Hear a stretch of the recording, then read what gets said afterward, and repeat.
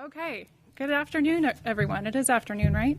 My name's Ashley Heimbigner. I'm the Communications Director for the City and Borough of Juneau and the Public Information Officer for the 2026 Juneau Glacial Lake Outburst Flood.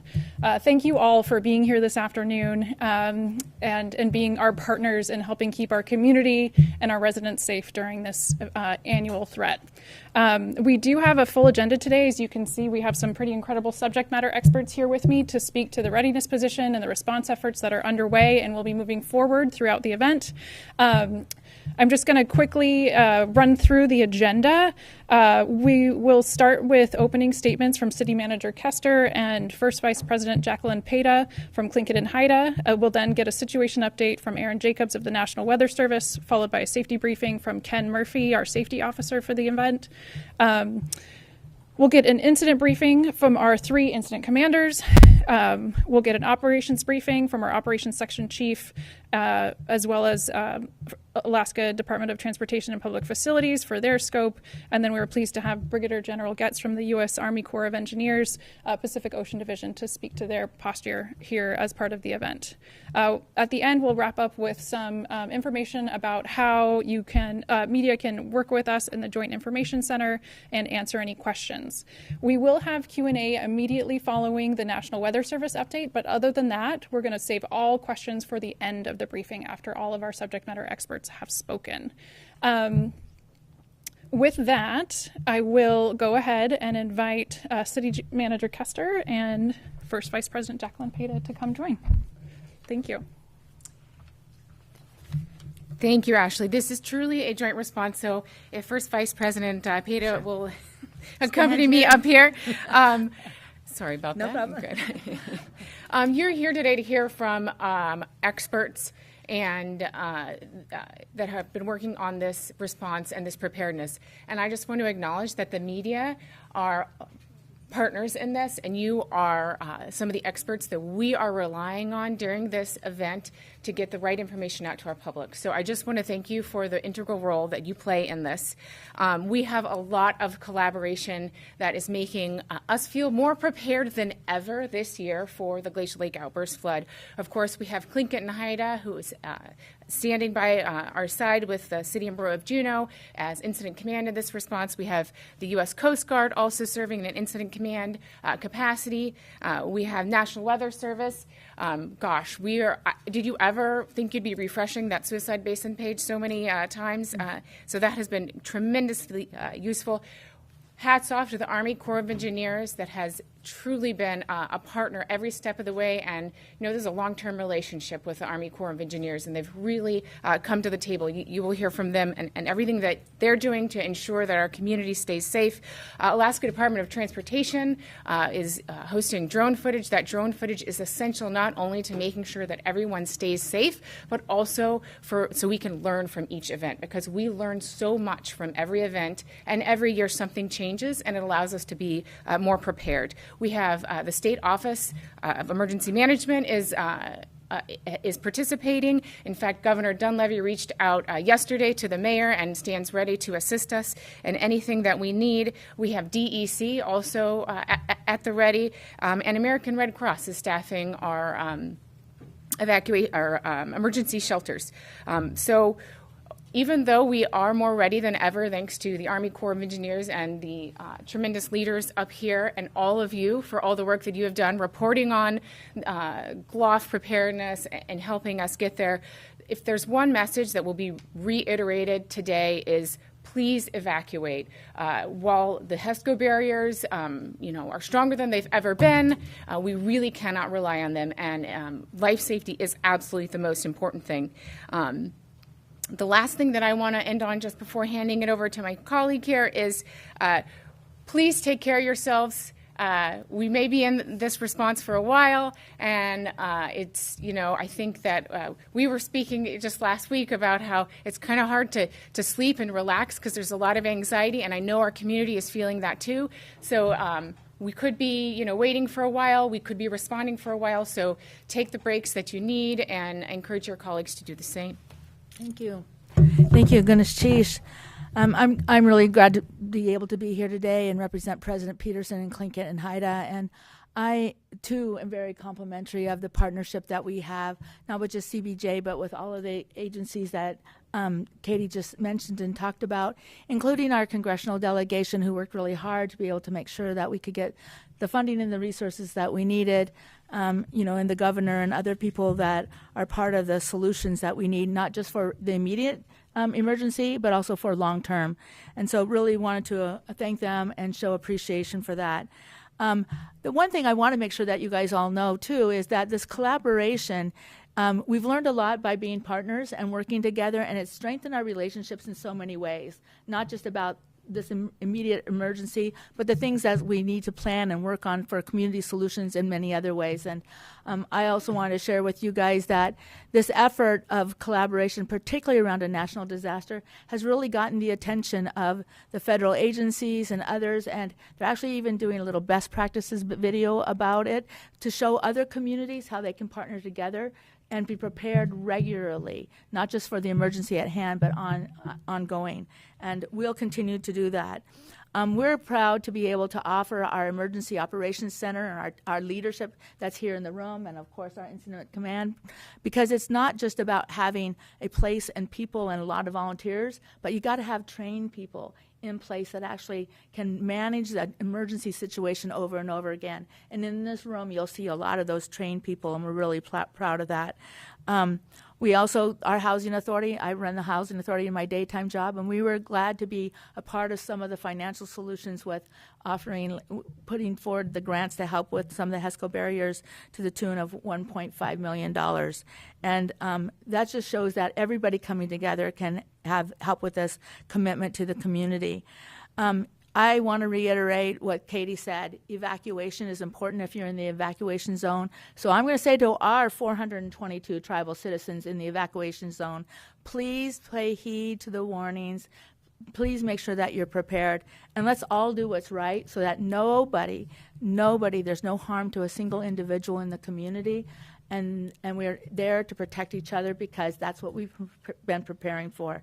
So thank you, and I look forward to the work we do today, this week, as we go forward, but also into the future for the longer-term solutions. Thank you.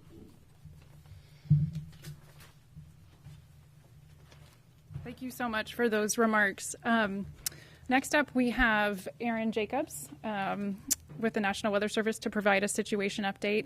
I forgot to mention at the top of the call, sorry, Aaron, just one housekeeping item. We are taking questions via the Q&A feature in the Zoom function. So if anyone online has questions, please enter them into the Q&A. Again, unless they are related to the National Weather Service update, we will save those questions for the end of the briefing. Thank you, Aaron, for being here. Please come up.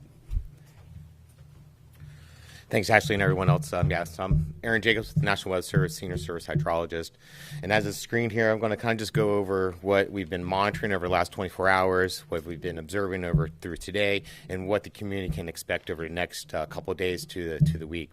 So on the monitoring page here, as you can see, if you want to scroll down, please, to the Mendenhall lake gauge. And yesterday, if people were around the area, it was a very warm day, so we saw a lot of warm temperatures, and we were able to produce some rises on the Mendenhall lake gauge. And that's we have been fairly below normal for the past couple weeks, and with that warming, we're getting closer to normal. We're still below normal of about 4.5 feet on the gauge. So you can see here that it has been rising throughout the overnight hours and into the morning hours.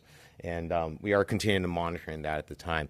Now, in Suicide Basin, in overnight hours, we did start seeing the levels level off as expected. That's when we're, from the other camera images, we're noticing that it has overtopped and started to spill. And currently, that is our posture right now, that is starting to spill and starting to drop. And this drop that you're seeing on the gauge right now, we are still evaluating exactly what's happening there, if that is a subglacial release or if it's just the incising of the overflow channel. We are also waiting to see what's happening on the Mendenhall lake gauge and to see if we do see a more significant rise than what we're seeing from the general runoff.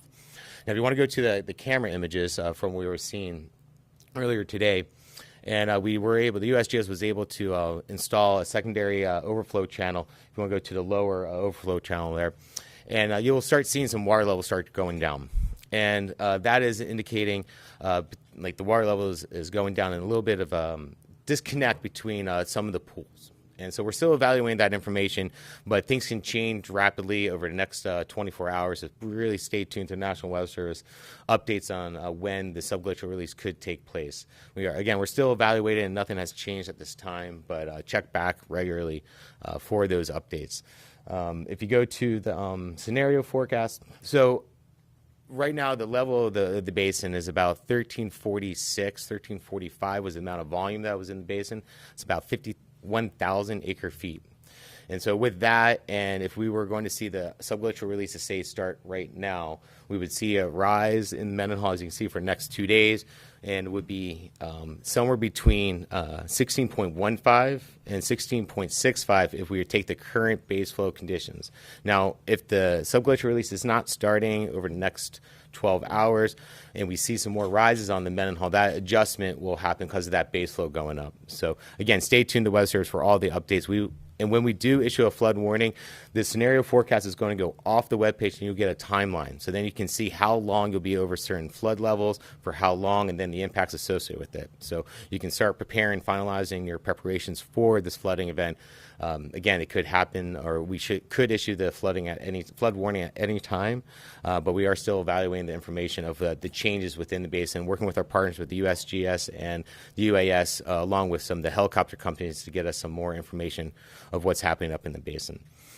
I think that's all for right now, and I guess I'll take any questions if anyone has any on the situation.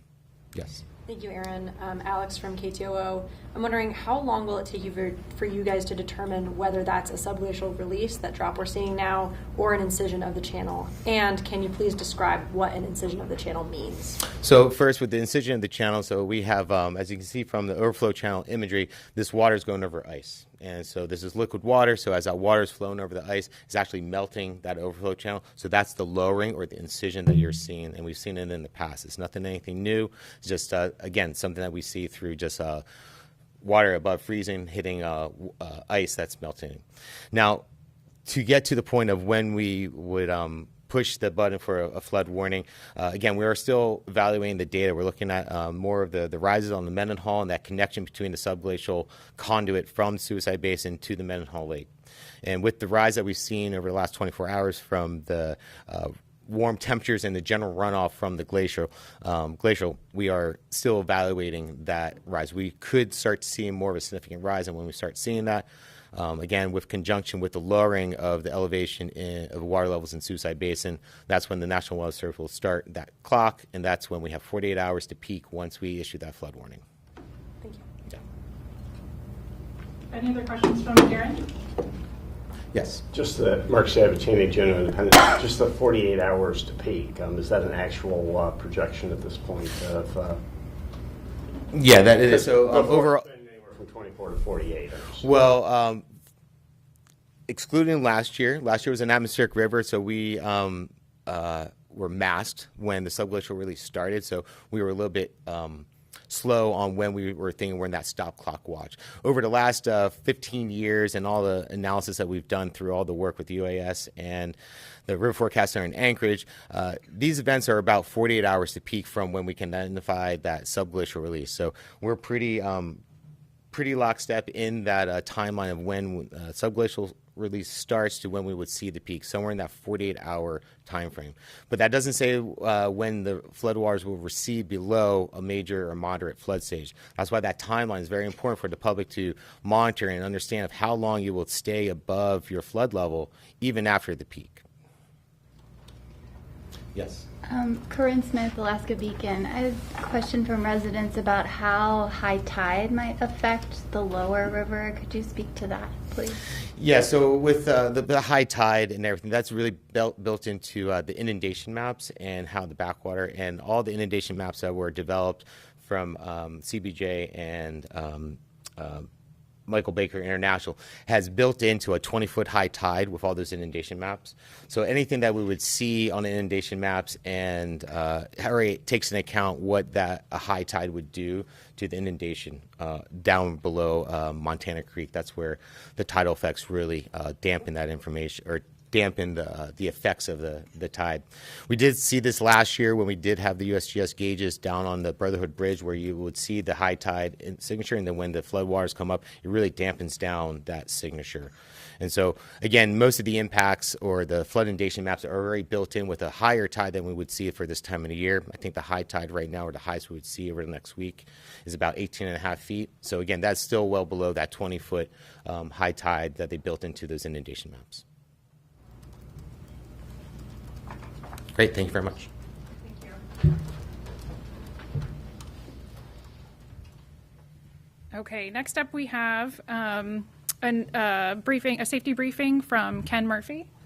Ken, please join us. Hello, Ken Murphy, Safety Officer for Unified Command. I know this community has experienced this flood before, but we can't be complacent. Just what happened last year may or may not happen this year. Be aware.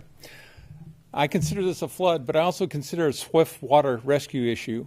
It's deceptive how swift water can carry you away. You can't swim in it. Water always wins when you fight against it. Never gamble your life against a flood. Do not risk your safety because water always wins. I'm going to keep coming back to that. I want that to stick in your mind. The risk is real. Debris, erosions, unstable banks, changing water levels, and hidden hazards make the river dangerous. If you're near the river or within the flood zone, you're in danger. There is no safe reason to approach the water during this event. This is not a normal event, even though it reoccurs. I want you to think about your situational awareness. This is your first line of defense, knowing your surroundings. Small errors can become major issues if you make the wrong decision. Now, here's what we've got to do to help you with this. The largest response team we've ever assembled is working to protect this community. It's an amazing thing to see. The best thing you can do to help is evacuate and stay out of the flood zone. The HESCO barriers are a community shield. Think of it as a shield against the water, yet the risk of a flash flood still happens. The shield can fail. Evacuation is strongly advised. Standing on the bridge or on a HESCO barrier to get a better look is a deadly gamble. This happened last year. I have video footage of it in some locations. Please don't do it this year. It makes our job a little bit harder. The smart choice is to evacuate, stay out of the mapped evacuation areas once the event starts, and then a safe watch is watching it online so first responders can focus on their work. And the last thing, equipment buys us time. We've got plenty of equipment. Barriers buy us time. We've got the barriers in place. Smart decisions save lives. Evacuate, stay away from the flood zone, respect the water, and once again, water always wins. Thank you for your attention.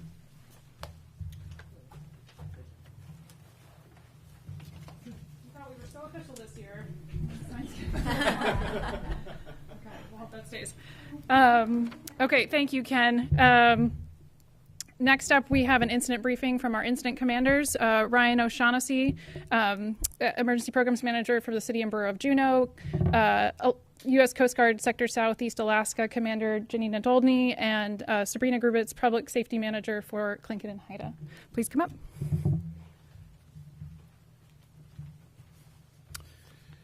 Good afternoon, everyone. Thank you all for being here. So I want to start out with just a huge thank you to my fellow incident commanders and all of the other agencies that are engaged in this response. I'm going to echo a lot of what we heard from our safety officer, but I wanted to communicate some of our priorities and objectives that are guiding this response. So our number one priority is and always will be the protection of life safety.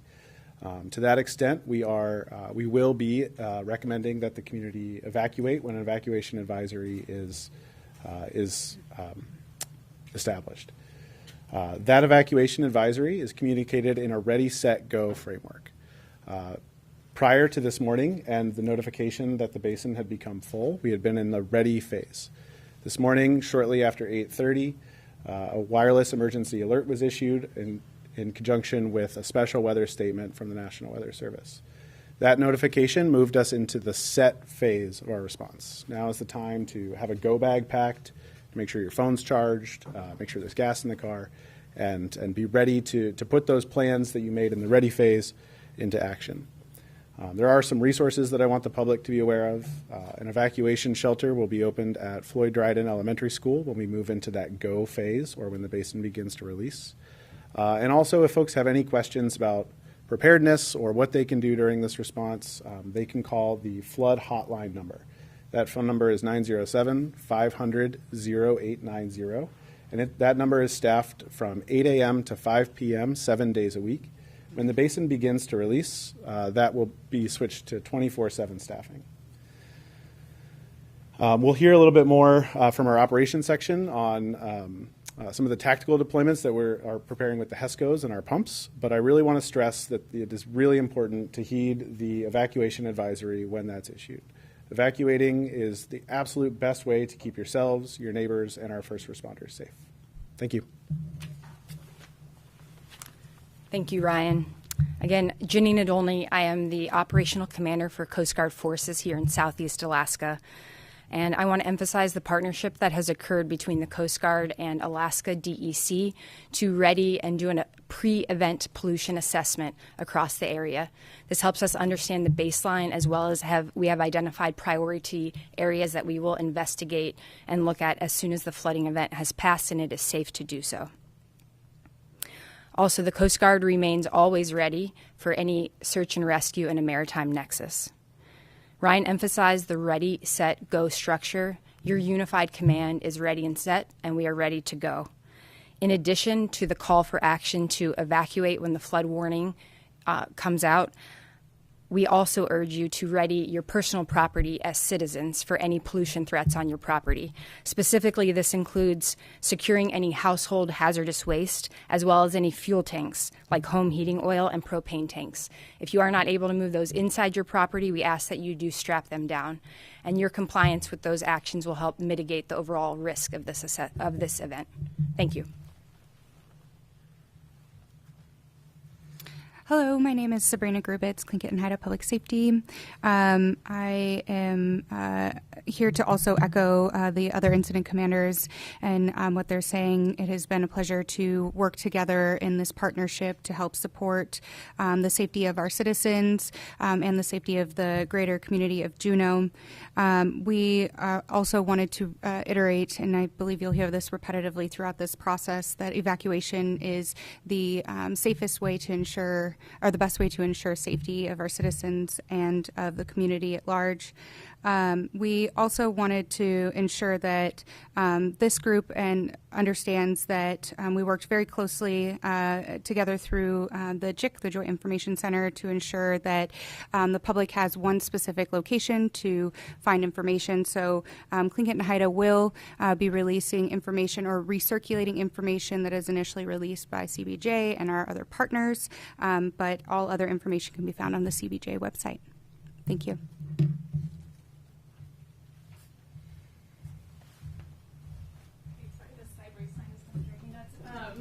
You guys know who we are, right?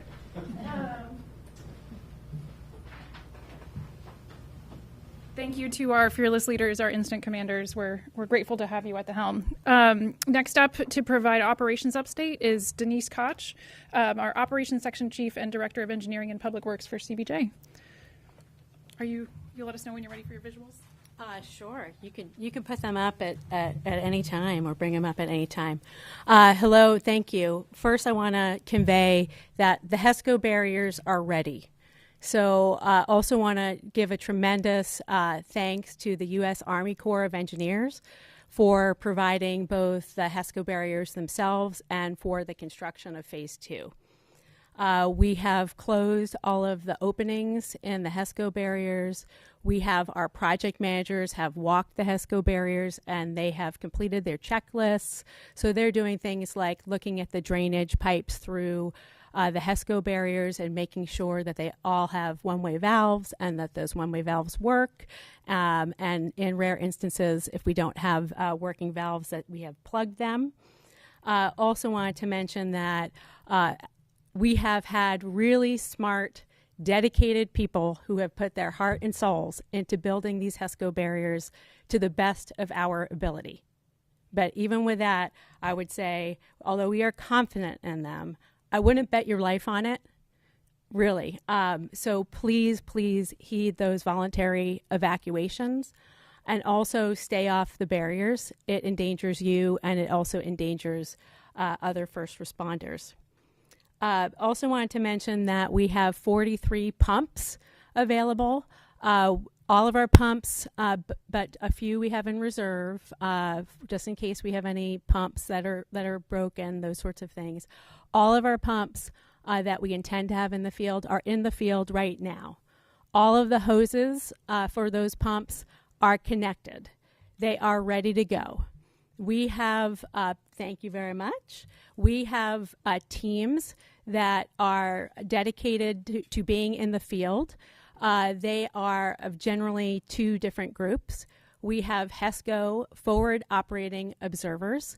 So those are individuals who you will see walking the HESCO barriers, and at a certain point, at 14-foot lake stage, we will pull them out of the field, and we will go to primarily a drone monitoring system. The other field crew that we have 4 pump crews. They will be available and checking that all and monitoring that the pumps are working correctly. We have pump mechanics embedded in our teams. And at a certain point, we will also pull our pump teams out of the field because, once again, personal safety is our #1 priority. We will have a staging area at Glacial Valley Elementary School. We do have the potential to send some of our staff in under the approval and auspices of the Unified Command if necessary to do things like fix pumps. But I really want to emphasize that although we have crews that will be in the field, we have a lot of precautions to keep them safe. They will be in a buddy system. They will have check-in, check-out. They will have personal flotation devices. And at a certain point, we will have drone coverage with eyes on those teams. So we just want to emphasize that is not a contrary message when we say we want people to, when you have the voluntary evacuation notice, to please heed that notice. There may be some rare instances where we still send EOC staff behind loaded barriers, but there are a lot of precautions that would accompany that to keep those people safe. And that's it from Ops. These maps are also available online on our website. We'll send them out. Thank you. Travis Eckhoff, Alaska Department of Transportation and Public Facilities. Thank you. Thanks. Hi, everybody. Good afternoon. So I'm Travis Eckhoff with Alaska Department of Transportation and Public Facilities, and I'm the Incident Commander for DOT and PF for the 2026 Juneau GLOF. So we have 2 bridges that are impacted by the GLOF event. The first one's on Back Loop Road, and the second one's on Egan Drive, the Brotherhood Bridge. The Brotherhood Bridge will remain open to vehicle traffic during the flood, but we are going to close that bridge to pedestrian traffic. So we're going to close the sidewalks on the upstream and downstream side of the bridge. We've received a few questions on why we're doing that. Last year there were a couple tree strikes, so trees floating down the river actually sent branches over the railing onto the sidewalk, and so it creates a hazard for pedestrians. So we're just going to close those to remove folks from that hazard. The Back Loop Bridge is going to close, and folks may remember last year that we had an approach on the Back Loop Bridge washout. And so again, for the public safety, we're going to go ahead and close that bridge this year when the lake gauge reaches 12 feet, or at 8:30 p.m. at night if that's expected to happen during night. And so that bridge will be closed to pedestrian and vehicle traffic. We ask folks to respect that closure. We're going to have equipment and personnel staged in that area, so please do not drive through any barriers. If you're wanting to see the flood, please stay away from the bridges. Use the cameras that are available. There's a lot of live streams that are linked to different sources here. We're also going to provide drone monitoring during the event to support the Unified Command so that they have the best operational picture that they can get. During that drone monitoring, the department will issue a temporary flight restriction, or a TFR, and that's just to make sure that our drone operators can operate as safely as possible and that there's no air conflicts. So when the flood happens, we will issue a temporary flight restriction through the FAA, and we just ask that all pilots, including recreational drone pilots, comply with that so that we don't have any issues. If there's folks looking for additional information on any road closures related to the event, you can go to Alaska 511. That's available at 511.alaska.gov. And we'll be updating that website with up-to-the-minute closures and any changes that happened during the flooding event. And also, I encourage you to check out CBJ's website. There's a ton of good information and also links to our information there. Thank you. We're going to save questions for the end. Okay. And last but certainly not least, Brigadier General Getz, thank you for joining us. Appreciate it. Hey, good afternoon, ladies and gentlemen. My name is Brigadier General Clete Getz. I'm the Commanding General of the U.S. Army Corps of Engineers, Pacific Ocean Division. We are absolutely honored once again to partner with the City and Borough of Juneau in providing technical assistance and support of the flood mitigation efforts here for the Mendenhall Glacial Lake outburst flood. For the past 2 years, the Corps has provided advanced engineering measures to deliver resilient engineer solutions critical to protecting lives and assist our partners in minimizing the flood risk. The Corps has protected over 5 miles of the Mendenhall riverbank with HESCOs or gabion baskets, constructed an 1,100-foot-long berm along Back Loop Road, armored up about 1.8 miles of riverbank. We've also deployed over 40 pumps, 1,200 super sacks, and about 225,000 sandbags. Our Alaska district has activated an emergency field office here in Juneau. We have over 30 technical experts and senior leadership in Juneau for this year's flood to observe the effectiveness of the HESCO barriers, gather any relevant data, and assist as needed to any events such as breaches. We stand ready to assist the City and Borough of Juneau in the state of Alaska. And by focusing on infrastructure and not paperwork, this streamlined approach ensures Juneau defenses are armored up ahead of the anticipated 2026 flood threats. We're ready. Thank you, and that's a great moment to open up the floor to Q&A for anything that you've heard throughout the briefing. I'll start with a question that came in online. I believe this is for Aaron Jacobs of the National Weather Service. This is from Becky Bohr of the Associated Press. Do you anticipate record-breaking flows given the upcoming temperatures this week? Thanks for that question. Short answer, no, not necessarily. Even though we'll see some warmer temperatures and bringing up our stream flows, it's still not going to bring it close enough that we feel confident that it would be breaking over that 16.65 record. That would be the upper end of the limit that we could possibly see, and we would have to see a significant rise in the Mendenhall current levels. Again, the current Mendenhall is still below normal on their stream flows and stage. We would have to at least bring it up substantially to see closer to those records. Not saying it's out of the question, but last year we did have an atmospheric river that was about half of why we saw a record event last year over 2024. The other half was a little bit more based on volume from expansion and lack of and a little bit less ice. So short answer is not necessarily, but not saying it's out of the question, but for the most likely it's going to be probably just a little bit below the record flow from last year. Oh, yes. My question is for DOT. When will the drone footage be publicly available? Yeah, so after the event, we'll go through that drone footage and determine what we can release and can't, and we'll work with the Unified Command to determine when that can happen. Like ballpark days? I don't have a ballpark for you. Sorry. Okay. One thing, just as an FYI for our media partners, we do have a JIC Media Resources page, which was shared in the invite today. We have a Google Drive there that has drone footage, photos, and other things, and we'll be continually updated it throughout the event, and that's where that footage will go once it's available. Any other questions in the room? Yes. Mari Kanegi with Anchorage Daily News. With the flood peak expected to be lower this year, and HESCO barriers heightened, and these pumps also put in place, can you talk about the decision to expand the evacuation map and include more residences there? I'm going to invite Ryan O'Shaughnessy. So the question was, can we speak to the decision to expand the evacuation maps? So the Mendenhall River looks different. Thanks to the Army Corps of Engineers, we have a much higher level of protection, not only in the height and the width of the HESCO barriers, but the length of the system up and down the river. We worked with the Army Corps to model different scenarios, breach scenarios, and overlaid that with a no HESCO scenario to really identify what we believe is the absolute worst case scenario.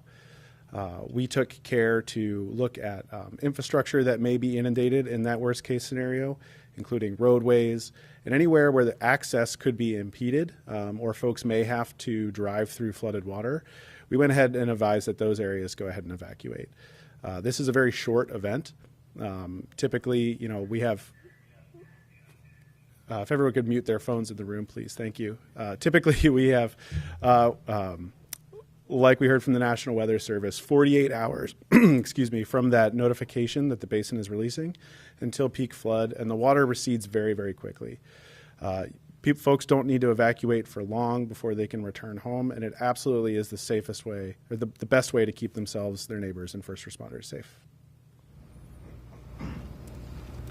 Yep, Jazz.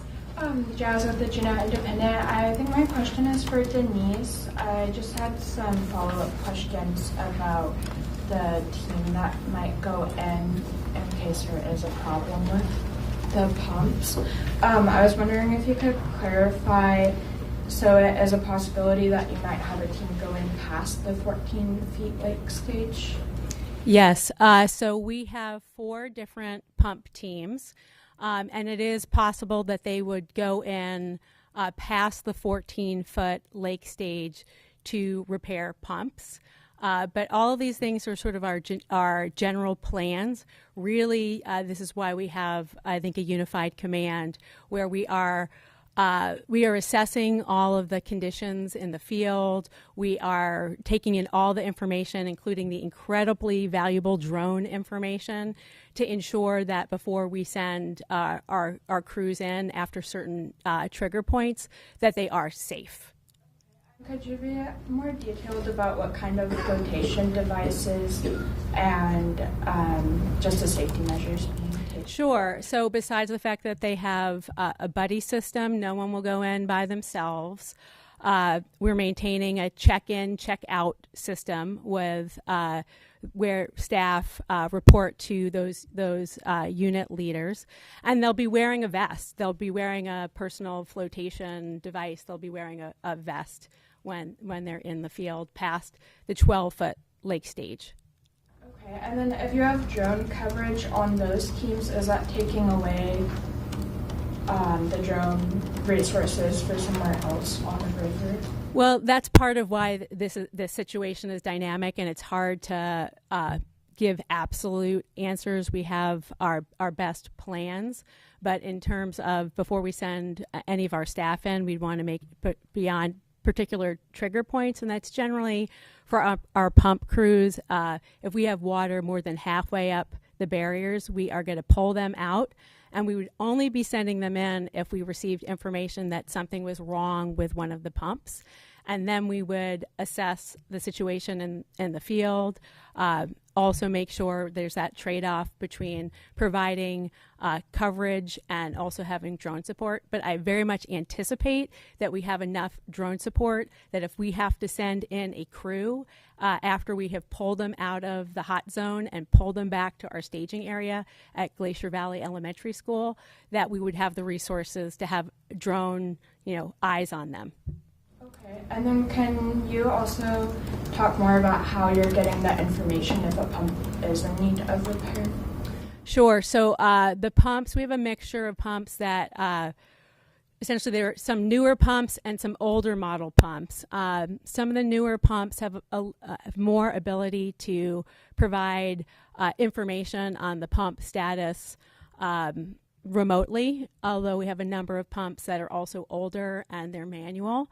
But this would be an instance of, for example, if we see a lot of seepage under the HESCO barriers in an area where we have pumps, and it does not seem that the water is being evacuated from that area, that would give us an indication that that pump might not be working. But this is also probably a good opening for me to mention that there's a balance in all things, including our usage of pumps.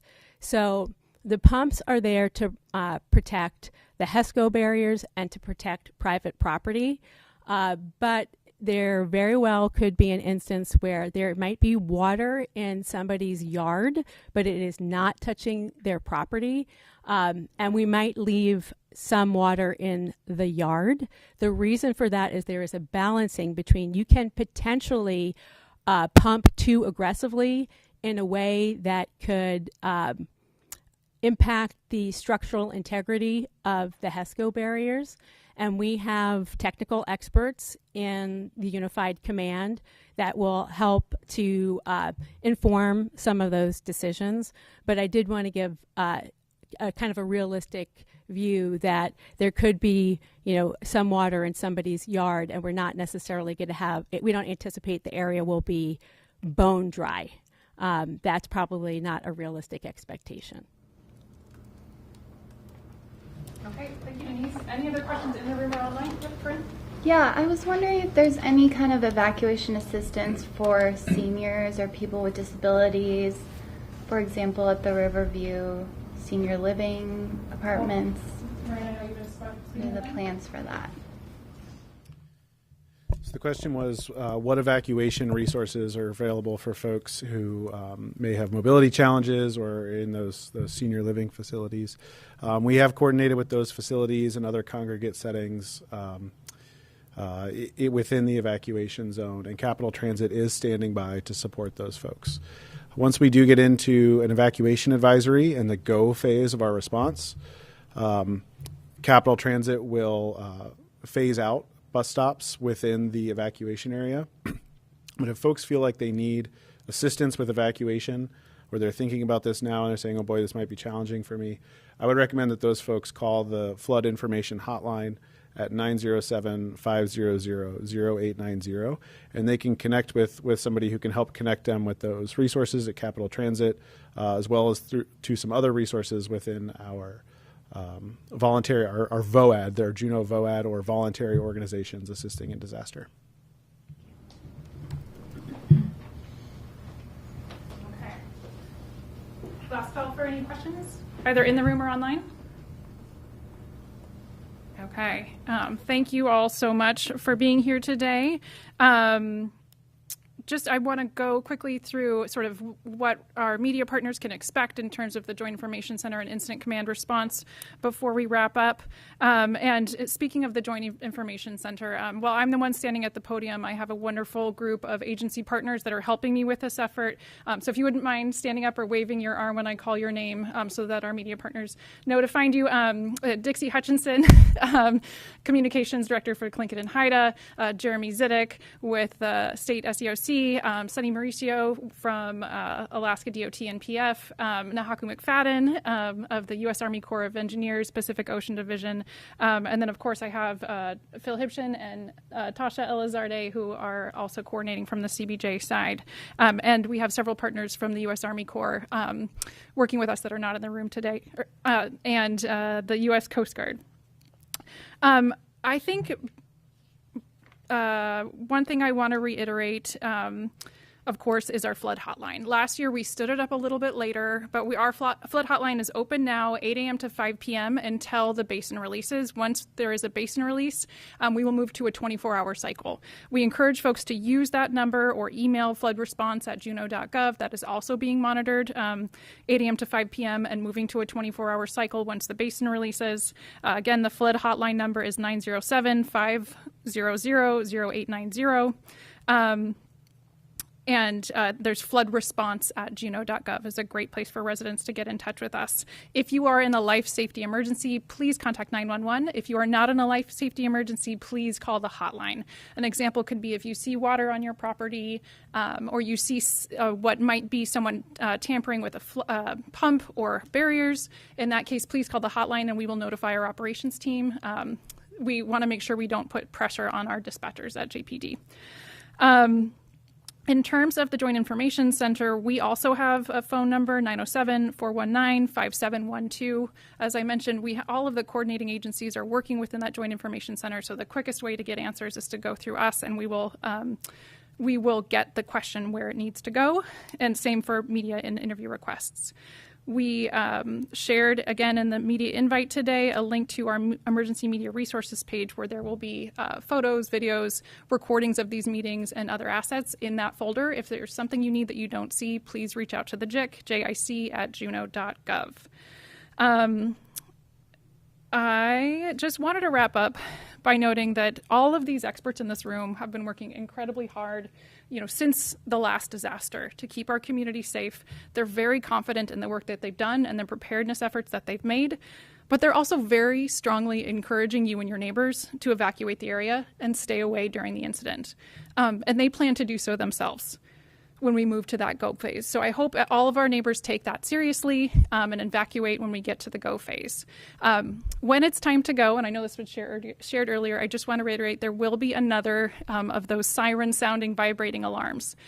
Residents do not need to sign up to receive that alarm, as they might have seen today. If you want additional information in between those two alarms and after on updates on response and the flood, please sign up for CBJ alerts. And visit the Juneau Flood Ready webpage.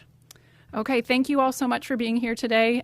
In terms of our next media briefing, that will be scheduled via an email invite after, unless there's a major situational change, after the basin starts releasing. Thank you.